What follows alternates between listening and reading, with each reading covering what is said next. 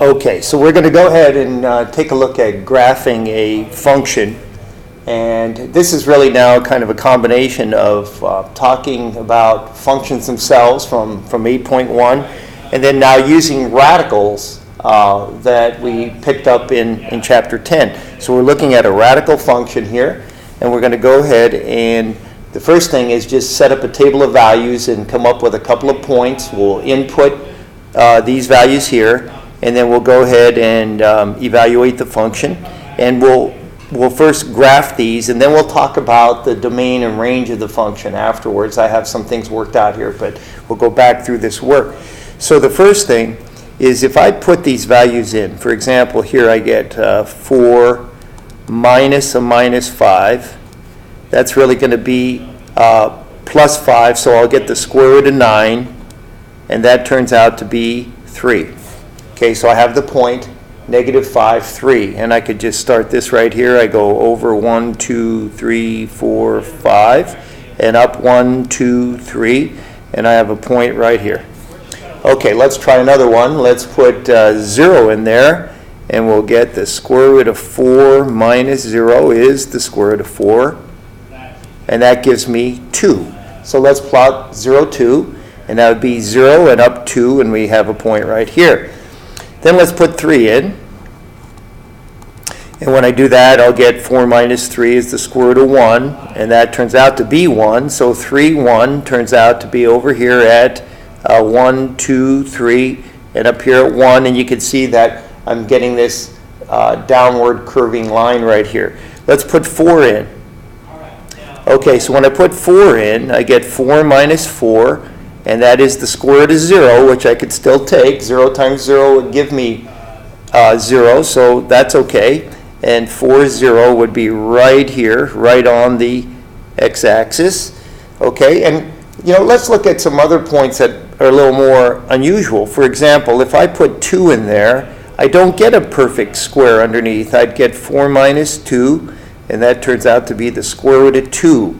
If I put that in a calculator, I'll get a decimal that goes on forever without any repeating pattern. That's called an irrational number. It's still a real number. It's still something I can plot on the graph, but to plot it, I'm just going to approximate it to be about 1.4, even though that decimal goes on forever. So what I'm going to do is I'm going to put this right here at 2, and you can see it fits in real nicely to the other points, right? And now I start getting a line that's going like this. Right? Okay, in fact, this line, is continuing on. It'd go up in here, we're kind of running out of room to graph the rest of it just because of my table right here. But that would be the plot of the graph.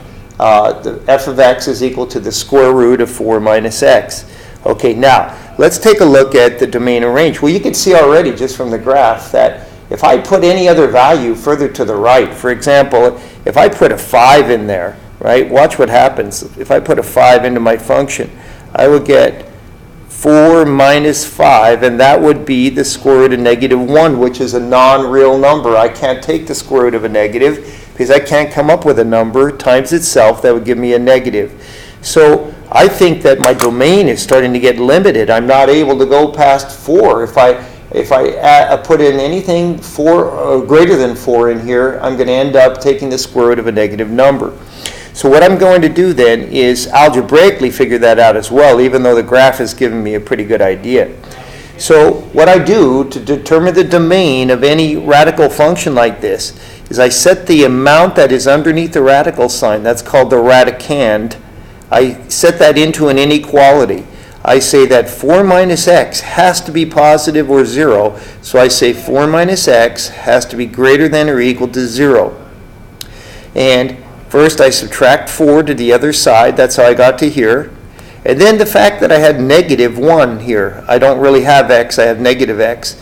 When you divide or multiply by a negative, you actually have to reverse the inequality sign.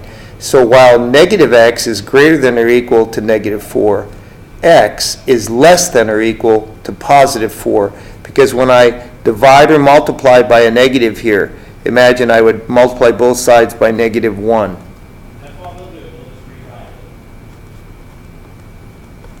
I would get positive x, but is now less than or equal to positive 4. Okay, so now let's see if we could write this in a couple of notations, right? We're going to write our domain. It's not just one value, it's any value that is less than or equal to 4. Well, one way is to immediately write it in what is called, this is called set builder notation. And the way set builder notation works is it's read, this is the set of all x under the given conditions. And what are the conditions? The set of all x such that x is less than or equal to 4. Now on a number line, that would look like this. Here is 4, right out here. And it is any value including 4 or less than it. So it would be like an arrow going this direction. Now we're going to use interval notation also. The way interval notation works is this. I'm going to go ahead and use some special endpoint notation to tell whether I have included the endpoint. Now this goes all the way out to negative infinity eventually, right?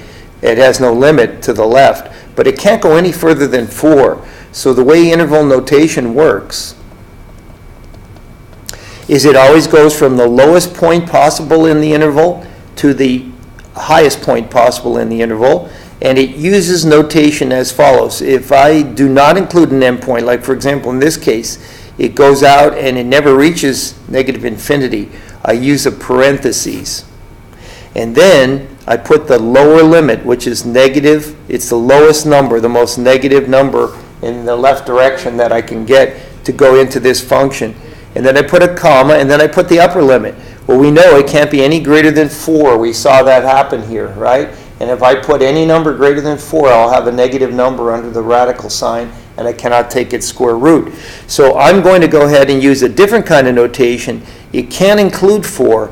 We saw when we put 4 into the function, we ended up with the square root of 0, right? 4 minus 4 gave me 0, and that's okay. I could take the square root of 0.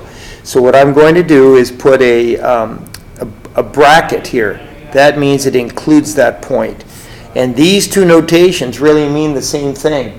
The values included in my domain are anywhere from negative infinity, but it can't reach it, and up to 4 to the right, and it includes it because I put a bracket there. And the range is maybe a little bit easier to see just from the graph.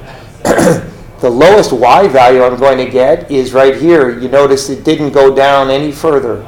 And because of that, and that makes sense because f of x will never be negative in this function because I cannot take the square root of anything and get a negative here. So the lowest y value is 0, and the greatest y value, this thing is slowly rising. Eventually it's going to go up to positive infinity. So the highest y value would be infinity. So I could say that y is going to have to be greater than or equal to 0. There's my set builder notation. Or my interval notation would be this. If I looked at a number line, I'm going to go ahead and go from 0, and I could go all the way to positive infinity. So the interval notation for the range is going to be the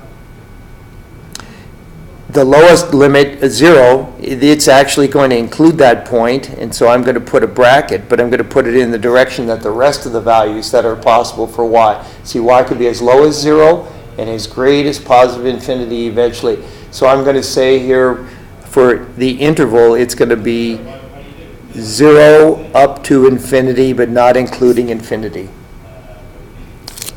Okay, that's it.